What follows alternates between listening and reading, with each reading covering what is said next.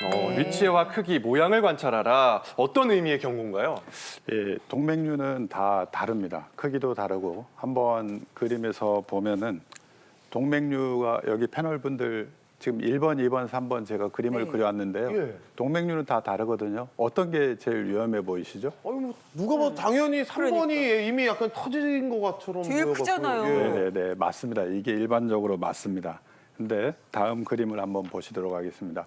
자, 33세 여자의 한 3mm 정도 되는 동맥류가 있고요. 네. 우측은 한 7mm 정도 동맥류인데 74세 남성입니다. 네. 어느 게 더 위험해 보이시죠? 우선 연세도 그렇고요. 일단 좀 주머니 약간 크기가 네. 오른쪽이 더 부풀어 있는 것 같아서 남성분이 더 위험해 보이는 것 같아요. 그러니까요. 네, 맞습니다. 근데 모양만 보면 그런데 실제 74세 남성 같은 경우에는 우리가 동맥경화들이 많이 나이가 들수록 발생하지 않습니까? 그래서 우측 동맥류는 저렇게 동맥벽이 두꺼울 수도 있습니다. 아, 지금 동맥경화 빨간색 때문에. 바깥에 노란색으로 지금 벽이 맞습니다. 보이거든요. 네네. 33세 여성 같은 경우에는 혈관이 아주 건강하겠죠. 그래서 건강한 상태에서 혈관이 부풀어 오른 거면 굉장히 얇습니다. 그래서 제가 임상적으로 봤을 때 33세 여성을 더 동맥류 파열이 높은 것으로 제가 생각할 수도 있는 상황입니다. 네. 전 동맥경화가 나쁜 거라고만 생각했는데 예. 뇌 동맥류의 경우 네. 고령자한테는 오히려 덜 터지게 하는 예, 효과가 있는 물리적인 거예요. 파열 원인에 의해서는 막아주겠죠. 물론 네. 동맥류 벽이 염증이 생겨가지고 파열될 때는 또 다른 어떤 문제가 될 수 있지만 이렇게 그 동맥류는 상황마다 다릅니다. 지금 제가 두 분 중에 한 명은 여성분은 지금 오랫동안 사셔야 되는 분입니다. 네. 그렇기 때문에 우리가 보통 1년 연간 위험률을 보거든요. 네. 그랬을 때 이 여성분은 앞으로 60년, 70년을 사셔야 되는 분이기 때문에 계속 파열 가능성이 이렇게 누적됩니다. 네. 그렇기 때문에 이분은 수술을 통해서 했고요. 74세 남성 같은 분도 어떤 동맥류 파열 가능성, 위험성이 저분도 있긴 하기 때문에 저분은 조금 더 보존적으로, 그러니까 그러니까 공격적인 비침습적으로 코일 색전술을 했던 경우입니다. 궁금한 게 그 비파열성 뇌동맥류가 뭐 터질 확률 뭐 어느 정도? 전체적으로 저희 학자들은 한 1% 정도로 1%. 보고요. 그거는 연간 산출한 통계입니다. 그렇기 때문에 젊을수록 누적 위험도는 올라간다고 할 수 있겠죠. 그럼 뭐 10년이면 10%, 네. 20년이면 20%. 네. 근데 그동안 또 동맥류가 변하면 1% 위험도였던 동맥류가 3, 4%로 올라가기도 하고 그러기 때문에 이제 그거를 쭉 누적해서 한번 관찰을 해야 될 것 같습니다. 네. 일단은 1%지만 10년이면 10%, 20년이면 20%면은 환자 입장에서는 1%의 확률이라도 좀 없애고 싶고 뭐 그렇죠. 제거하고 싶고 이럴 것 같은데요. 1%도 불안해요. 그죠. 어떻게 보십니까? 예, 실제로 뭐 파열된 동맥류는 당연히 수술을 다 해야 되지만 파열되지 않은 동맥류의 수술은 조금 더 신중히 접근할 필요가 있습니다. 실제로 외래에서 이제 환자분들을 뵙고 이거는 많이 위험하지 않으니까 조금 지켜보죠라고 말씀을 드리면 어떤 분들은 난 이거 터질까 봐 무서워서 못 산다. 맞아요. 무조건 수술해달라. 이런 네. 분들이 있어요, 간혹. 근데 뭐 수술이 100% 안전하다면야 다 크든 작든 위치가 안 좋든 안 좋든 수술하겠지만 수술도 어느 정도의 위험성이 당연히 있습니다. 그래서 우리가 수술을 고려할 때는 이 수술의 위험도와 동맥류가 파열돼서 문제가 생길 위험도를 놓고 비교해서 좀 더 안전한 쪽으로 치료 방향을 선택하게 됩니다. 일반적으로 가장 많이 고려하는 게 크기고요. 뭐 네. 절대적이진 않지만 보통 3mm 정도를 기준으로 3mm보다 작은 동맥류를 좀 추적 관찰을 권유를 일반적으로 드리고요.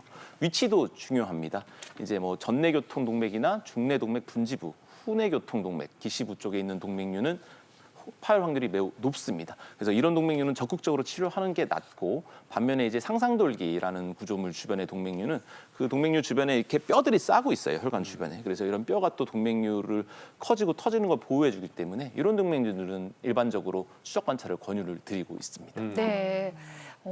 오늘 닥터의 경고 좀 나온 게 뇌동맥류의 위치와 크기 그리고 모양을 관찰하라인데요. 정 교수님, 크기 굉장히 신경 쓰일 것 같아요. 네, 특히 환자분들께서 크기에 굉장히 집착을 하시는 경우가 많은데요. 앞서 말씀드린 대로 저희 같은 뇌혈관 전문의들은 크기뿐만이 아니라 동맥류의 위치, 방향, 모양 등을 종합적으로 고려해서 그 파열 위험성을 판단하게 됩니다. 사진 보시겠습니다. 앞서 최 교수님께서 설명 주신 환자의 부합하는 실제 뇌동맥류 사진인데요. 첫 번째 사진은 크기는 굉장히 작죠. 크기는 작은데 혈관벽이 얇아서 뻘겋게 부풀어 올라 있는 모습을 보이는데 그렇네요. 이런 경우는 사실 터질 확률이 더 높은 동맥류라고 볼 수 있겠습니다. 두 번째 환자는 크기는 훨씬 큰데 네. 아까 말씀드린 동맥경화가 있어서 혈관벽이 저렇게 누렇고 약간 기름기 두껍고 때문에. 딱딱하게 되어 있습니다. 사실 이 환자는 수술을 하긴 했지만 수술을 하지 않았더라도 파열 위험성은 훨씬 더 낮은 경우라고 할 수 있겠습니다. 그리고 제가 한 가지 더 덧붙여서 보여드리자면 저희가 딸랑이라고 하는데요. 이렇게 동맥류의 입구 부분에 조그만한 주머니 같은 모양이 하나 더 보입니다. 네. 이런 경우는 거의 대부분 혈관벽이 굉장히 얇고 약하기 때문에 터질 확률이 높아서 반드시 치료해야 되는 동맥류라고 할 수 있겠습니다. 네. 그 딸랑은 그러니까 동맥류 앞에 또 주머니가 하나 이렇게 딸려 있는 그런 네, 느낌인 맞습니다. 거네요. 그 예. 마치 이렇게 문어에 이렇게 코, 입 같이 이렇게 그래서 딸려. 그죠? 그런 느낌이 좀 듭니다. 네. 최석근 교수님. 네, 요즘 건진이 많아지면서 동맥류가 굉장히 많이 발견이 되고 있습니다. 제가 하나 예를 보여드릴 건데 이 부위 동맥류는 그 뇌하수체로 가는 동맥이 동맥류입니다. 같은 부위인데요, 서로 다릅니다. 그러니까 예를 들자면 이 스튜디오 안에 문이 있는데 문 바로 안쪽에 있는 경우와 바로 한 5cm 간격의 문을 두고 바깥쪽에 있는 동맥류를 저런 고해상도 MRI를 찍으면 우리가 체크를 할 수 있습니다. 그래서 그 하나를 사이에 두고 이 안쪽이면 뇌출혈을 할 수 있는 부위고 바깥쪽이면 안전한 부위입니다. 이런 거를 체크해 보면 도움이 되실 것 같습니다. 네. 요즘에 워낙 그 뇌동맥류 진단받으신 분들이 많다 보니까 네. 인터넷이나 SNS를 들어가면 이것저것 정보가 넘쳐납니다. 그래서 저희가 무엇이든 물어보세요 아니겠습니까? 정확하게 팩트체크를 해보도록 하겠습니다. 먼저 첫 번째는 이거예요. 뇌동맥류 있는 사람은 장시간 비행기 못 탄다. 이 부분에 대해서 팩트체크를 해볼 텐데요. 두 분 어떻게 생각하세요? 일단 오라고 생각을 합니다. 네. 이유가 있어요. 이거는 저희 알잖아요. 약간 조금 귀만 좀 안 좋은 예민하신 분들도 비행기 타면은 기압 때문에 막 귀 힘들어요. 아프고 심지어 약간 코피 나시는 분들도 맞아요. 계시고 예, 기압 예, 때문에. 예. 근데 혈관이잖아요. 그러니까. 더 위험할 것 같아. 더 예민하거든요. 뉴욕은 봤잖아요. 얼마나 얇아요. 당연히. 터질까봐 저는 웬만하면은 배를 타세요. 두 분은 O로 통일된 답변을 해줬는데요. 과연 정답은 무엇일지 교수님 세 분의 답을 보겠습니다. 네. 다 모두 X를 들으셨고요. 예, X고요. 설명은 석근 교수님 해주시겠습니다. 네. 저희가 이게 고산지대에 올라가면 혈관이 확장을 하게 돼 있습니다. 저산소증 때문에 그런데요. 혈관이 확장하다 보면은 파열이 될 수 있겠죠.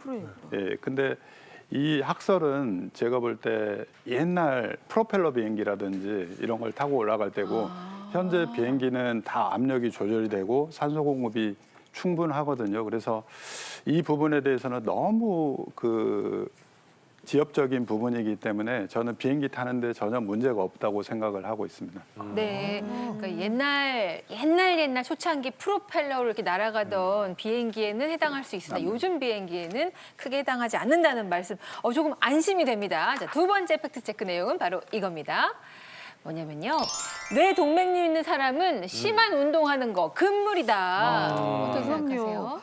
당연하죠. 우리가 이제 고혈압 있는 분들은 넥타이 세게 매도 안 되고 아유, 안 돼요, 안 고갑 돼요. 터질지 모르니까 심한 운동 안 되고 안 돼요. 이러는데 뇌 동맥류는 당연히 안 되죠. 안 그래요? 교수님, 조 교수님. 자, 세모 들으셨네요. 저는 이건 세모를 드리겠습니다. 사실 일반적으로 뇌동맥류가 있다고 통상적인 운동이나 일상생활을 제한하지는 않습니다. 오히려 이제 유산소 운동 같은 것들은 동맥류에 더 도움이 되고요.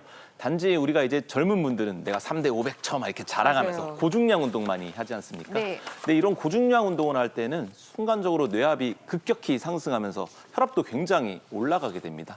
근데 만약 동맥류가 있는 분들이 이런 고중량 운동을 반복하다 보면 이것 때문에 이제 동맥류가 터지는 경우가 이론상으로는 발생 가능합니다. 그리고 또 이제 관악기 같은 거 부는 분들 네. 있죠. 근데 이때 굉장히 큰 관악기를 오랫동안 불게 되면 또 이게 복압과 뇌압을 상승시키게 되는데 또 그런 과정에서 동맥류가 파열되는 경우도 완전히 배제할 수는 없습니다. 따라서 생업이 아니고 한 취미 정도로 웨이트를 하시고 이러시는 분들은 굳이 내가 막 3대 500을 들어가겠어 하고 막 이렇게 고중량으로 너무 무리하지 마시고 네. 천천히 조금씩 무리하지 말고 하시기를 추천을 드립니다.